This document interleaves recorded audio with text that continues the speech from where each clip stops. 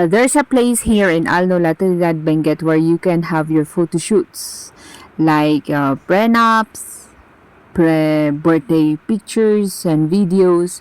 Pwede dito. Baka sooner or later maging events place to. Madam Cora, Sir Dan, pwede din na, small events for weddings. Di ko alam. Parang garden ceremony, ganun. 'Di ba? Ceremony lang naman, pwede rin naman. 'Di ba? Who knows in the future, 'di ba?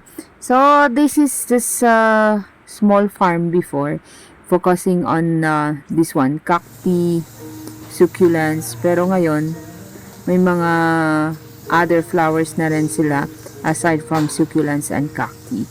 And they are known internationally and all over the Philippines, yung mga succulents and cacti enthusiasts bumibisita dito. Itong place na to, lumaki na rin ng lumaki. I mean, lumawak na yung garden area nila. So, hindi lang sila nasa greenhouse unlike before. Meron din silang cafe dito actually sa loob. They offer all day breakfast and also pizza and some coffee of course and snacks. And ayun, nakaka-amaze lang kasi they're into it. Passionate sila sa gawaing ito. Ginagawa nilang full time. 'Di ba? So, it's nice to walk here early in the morning. So, we went here third week of March 2025.